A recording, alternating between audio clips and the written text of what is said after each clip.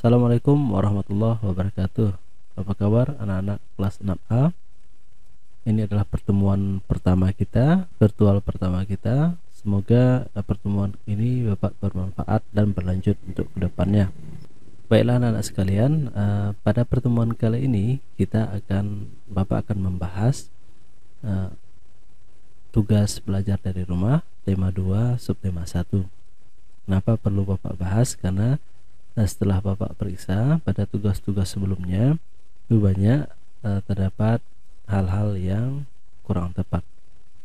Semoga pertemuan ini bisa membantu tugas-tugas anak-anak di rumah untuk tugas belajar dari rumah. Oke, kita langsung saja kita buka tugas yang pertama, yaitu mata pembelajaran PKN.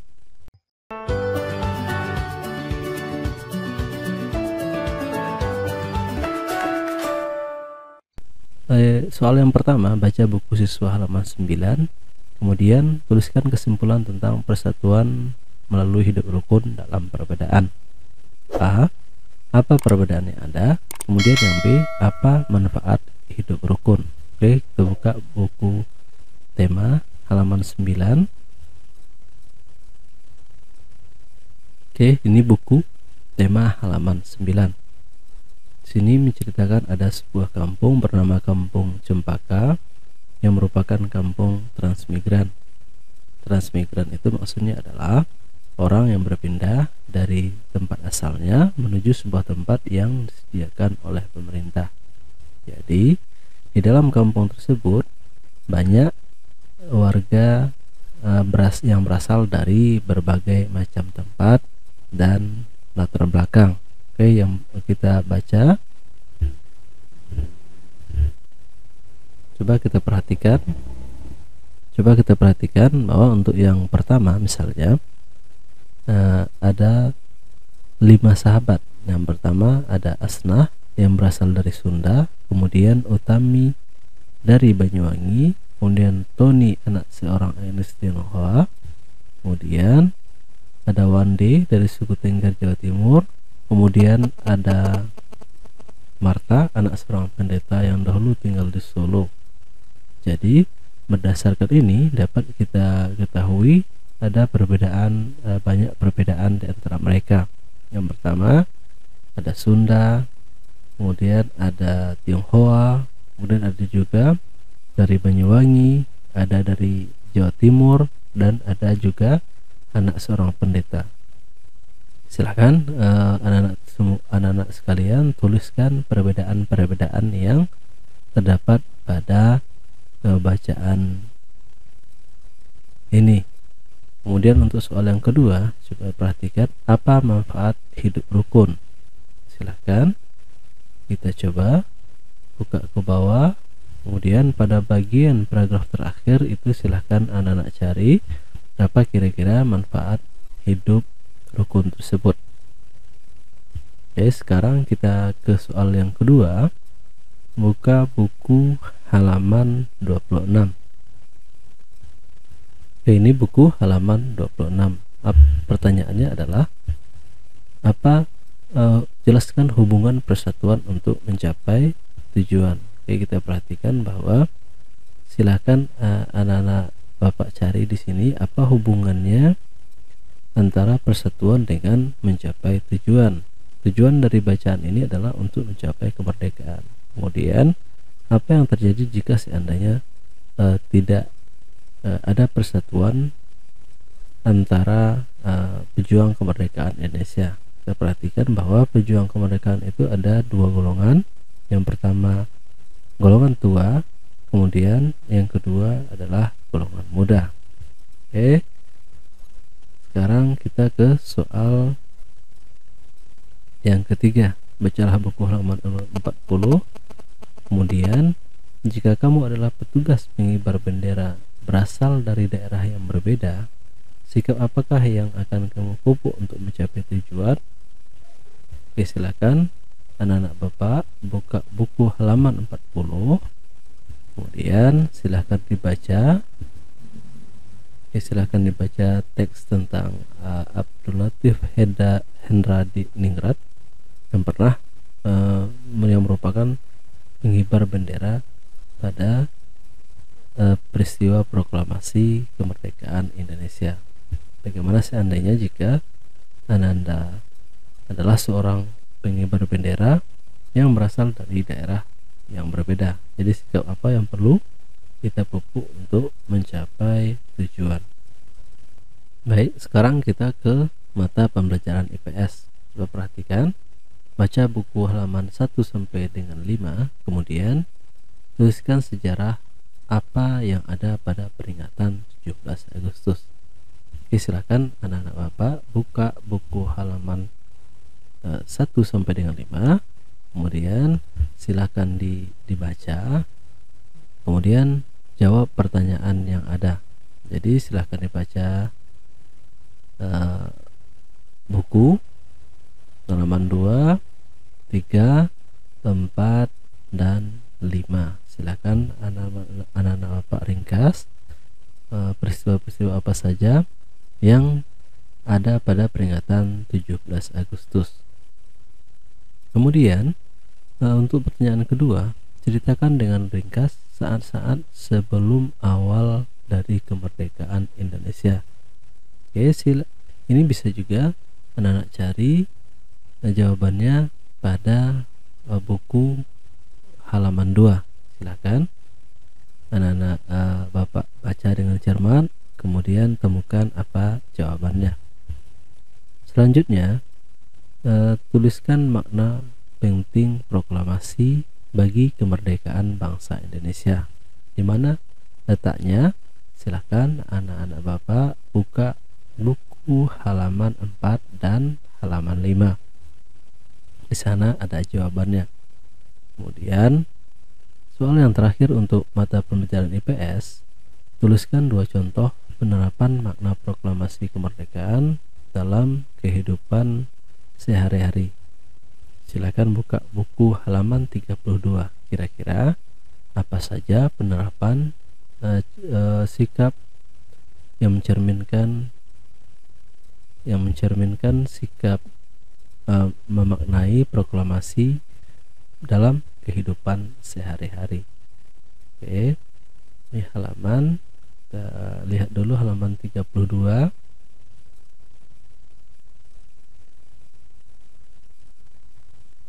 Ya, ini halaman 32. Silahkan dibaca dan dipahami kira-kira apa yang menjadi isi dari jawaban tersebut. Selanjutnya kita akan membahas secara ringkas tentang matematika. Soal yang pertama itu adalah soal tentang mengurutkan sebuah pecahan dari yang terkecil menuju yang terbesar. Oke, sekarang Bapak memberikan sedikit materi tentang cara mengurutkan pecahan dari yang terkecil menuju yang terbesar. Ada beberapa cara yang bisa kita lakukan untuk mengurutkan pecahan. Yang pertama itu dengan mengubahnya ke dalam bentuk yang sama. Misalnya 1/2, 4/5, kemudian 3/4. Jadi pecahan-pecahan ini bisa kita tentukan nilainya atau urutannya dari yang terkecil menuju yang terbesar dengan cara mengubahnya dalam bentuk yang sama. Misalnya kali ini Bapak ubah ke dalam bentuk persen. Oke, 1/2 seandainya kita ubah menjadi persen, itu ada 2 cara. Yang pertama dengan mengubah penyebutnya menjadi 100, kemudian yang kedua dengan langsung mengalihkannya dengan 100%. Oke, kita coba kalikan. Setengah dari 100% berarti 50%, atau bisa juga dengan misalnya sama-sama kita bagi dengan 2 kita bagi dengan 1,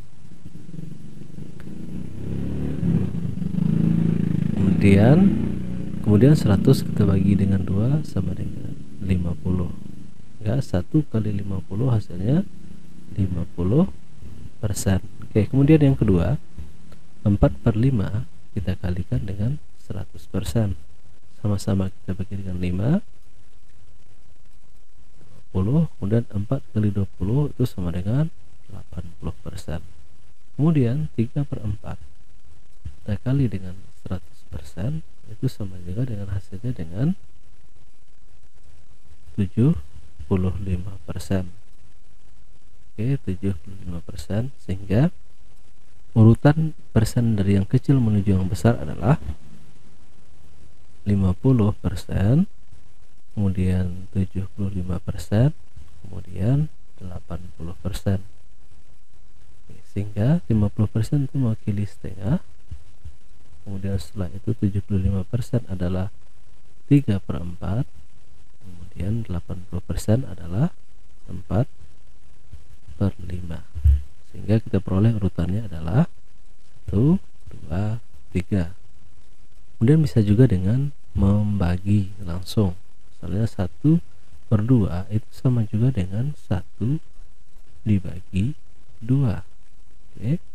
1 dibagi 2 karena dia bilangannya lebih kecil dari 2, maka kita kalikan dengan, atau kita kalikan dengan 10. Karena kita kalikan dengan 10, maka dia hasilnya harus kita bagi dengan 10, maka hasilnya 0, oke. Kemudian 10 dibagi 2 itu sama dengan 5.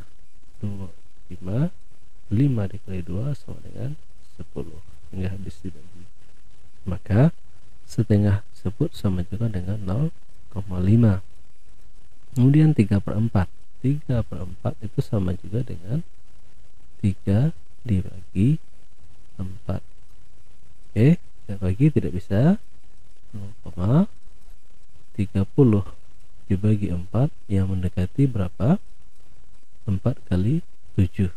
7 kali 4 28, dikurangi hingga sisa 2, kemudian kali 10, kemudian 20 dibagi dengan 4 hasilnya adalah 5, sehingga 3/4 sama juga dengan 0,75. Kemudian terakhir selanjutnya 4/5 sama juga dengan 4 dibagi 5. Oke, kita kalikan dengan 10. 40 dibagi 5 sama dengan 8. Oke, 8 kali 40, maka hasilnya habis, sehingga 4/5 sama juga dengan 0,8. Oke, jika sudah ketemu, maka sekarang kita tinggal mengurutkan. Maka nilai yang terkecil adalah 0,5. Kemudian setelah itu 0,75, kemudian 0,80 atau 0,8. 0,5 itu mewakili 1/2, kemudian 3/4, kemudian 4/5. Oke, jadi ini ada dua cara. Silahkan anak bapak pilih cara mana yang sesuai. Oke, kemudian untuk soal yang kedua, perhatikan berapakah hasil dari 4/5 dibagi 1/2 dikali 3/4. Ini adalah operasi campuran pada pecahan. Oke, untuk menyelesaikan operasi pecahan pada campuran perlu kita ingat lagi bahwa kali dan bagi itu derajatnya sama, kemudian penambahan dan pengurangan itu derajatnya sama. Jika seandainya ada perkalian dan pembagian pada satu operasi, misalnya 6 kali 2 dibagi 3, karena dia memiliki derajat yang sama atau kekuatannya sama, maka diselesaikan terlebih dahulu di sebelah kiri. Kemudian bagaimana kalau seandainya contohnya 6 kali 2 kali 3 kali 3 kemudian ditambah 2. Jika ada operasi seperti ini, maka perkalian diselesaikan terlebih dahulu, terakhir baru penambahan. Kemudian bagaimana seandainya jika ada dalam tanda kurung? Jika ada dalam tanda kurung, maka yang di dalam tanda kurung itu diselesaikan terlebih dahulu. Sekarang kita perhatikan untuk contoh soal nomor 1. Misalnya setengah dibagi 2/3. Anak-anak Bapak sekalian, ada sebuah prinsip yang memudahkan kita bahwa pembagian pecahan itu sama juga dengan kebalikan dari perkalian dari kebalikannya. Misalnya 1/2 dibagi 2/3 itu sama juga dengan 1/2 dikali 3/2. Oke, karena ini perkalian, kita bisa langsung menggalikannya. 1 kali 3 per 2 kali 2 sama dengan 3/4.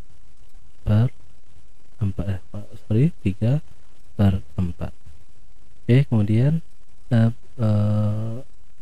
jadi berdasarkan pemahaman ini, anak-anak Bapak yakin bisa mengerjakan untuk soal nomor A.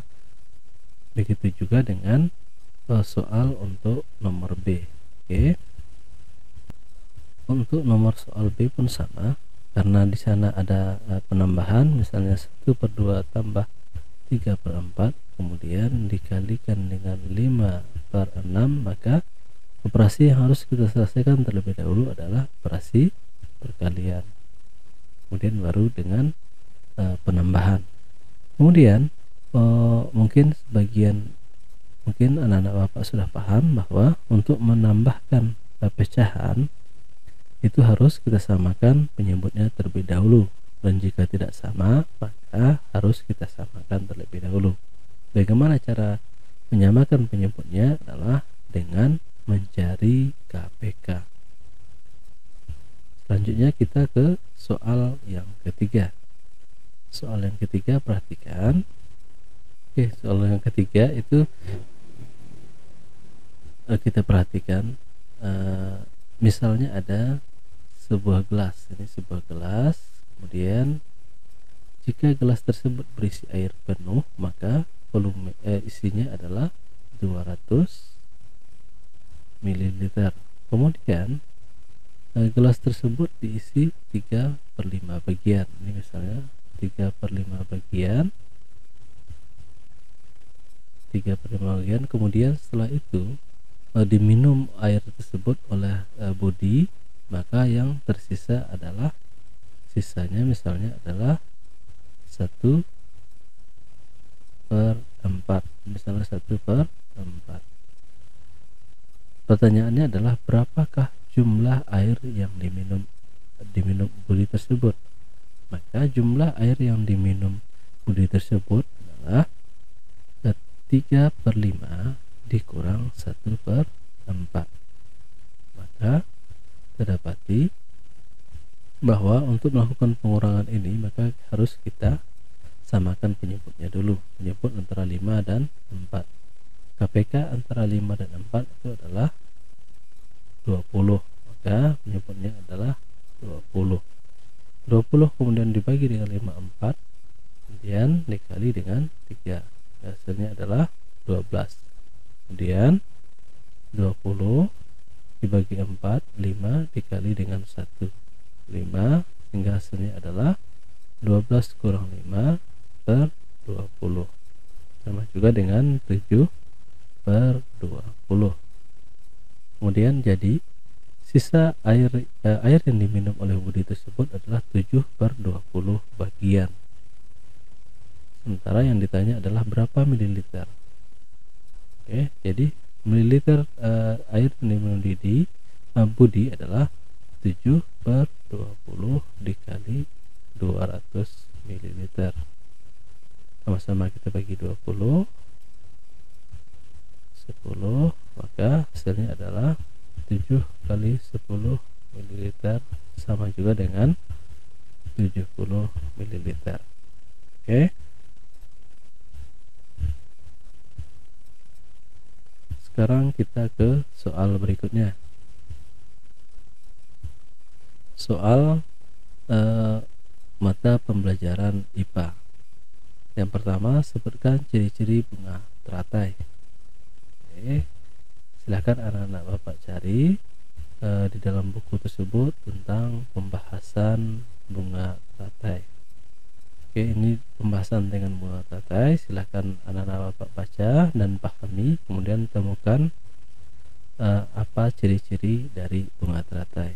Yang kedua, sebutkan fungsi daun teratai, bundar dan lebar.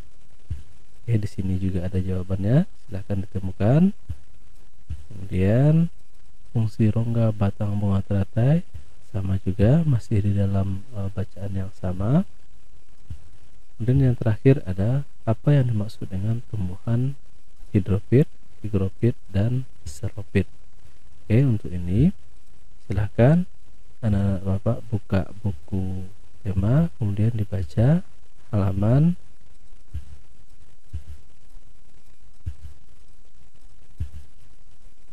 halaman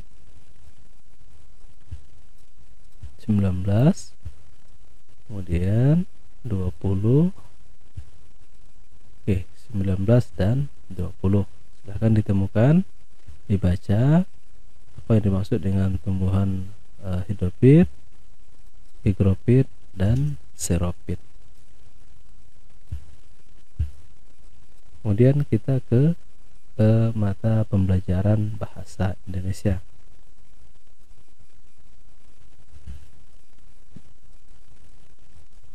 Baca buku tema 2 halaman 2. Oke, kita buka. Pertanyaannya adalah isi peta pikiran pada halaman 3. Oke, ini ada peta pikiran, jadi masih kosong. Isi dengan pertanyaan yang jawabannya ada pada bacaan halaman 2. Apa bentuk pertanyaannya? Bentuk pertanyaannya adalah menggunakan kata tanya. Ada kata tanya apa, mengapa, siapa, bagaimana, kapan, dan di mana. Oke, sekarang Bapak akan coba bahas lagi apa itu 5 kata tanya yang sudah kita pelajari pada kelas sebelumnya. Jadi kata tanya itu ada 5 macam yang biasa dipakai. Yang pertama, kata tanya apa. Kata tanya apa itu digunakan untuk menanyakan peristiwa atau kejadian. Contohnya, misalnya apa yang terjadi pada tanggal 17 Agustus, sampai seperti itu. Kemudian ada kata tanya siapa. Kata tanya siapa ini untuk menanyakan orang atau pelaku. Contohnya, siapa yang menjadi pembaca teks proklamasi, atau misalnya siapa yang kecelakaan tadi siang. Kemudian ada kata tanya kapan. Kata tanya kapan itu digunakan untuk menanyakan waktu terjadinya sesuatu. Waktu. Contohnya, kapan kita makan siang, kapan kita akan bersekolah, dan sebagainya. Kemudian selanjutnya, kata tanya di mana. Kata tanya di mana digunakan untuk menanyakan tempat terjadinya peristiwa atau kejadian. Misalnya, di manakah dibacakan teks proklamasi? Dan selanjutnya ada kata tanya mengapa. Ini digunakan untuk menanyakan penyebab terjadinya sesuatu.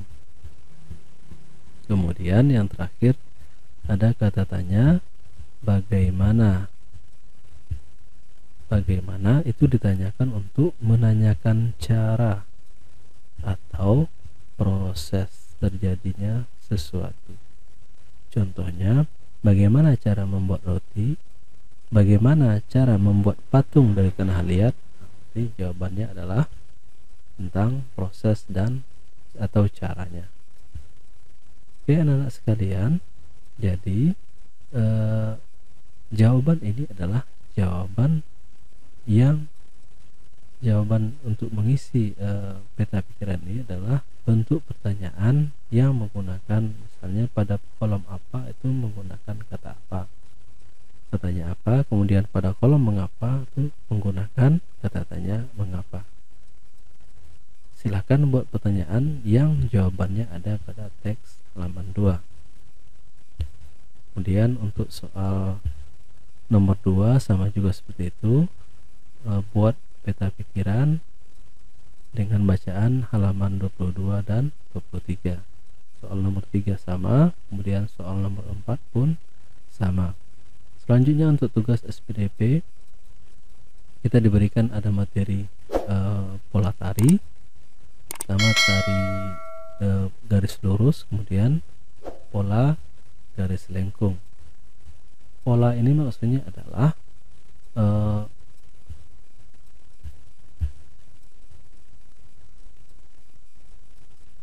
pola ini adalah posisi dari penari ketika melakukan gerakan. Misalnya pola horizontal berarti penari berdiri lurus menurut garis horizontal. Jika pola vertikal maka penari berdiri menurut garis vertikal. Begitu juga dengan pola zigzag, segitiga dan sebagainya. Kemudian ada juga pola garis lengkung, ada lengkung ke depan, angka 8 ke belakang, dan pola lingkaran. Oke, kemudian pertanyaannya adalah tuliskan 5 macam pola tari. Kemudian yang kedua, tuliskan 5 macam tari daerah Sumatera Barat. Silakan anak-anak Bapak cari 3 macam tari yang ada di Sumatera Barat. Oke, anak-anak Bapak sekalian, demikian saja pembahasan kita kali ini.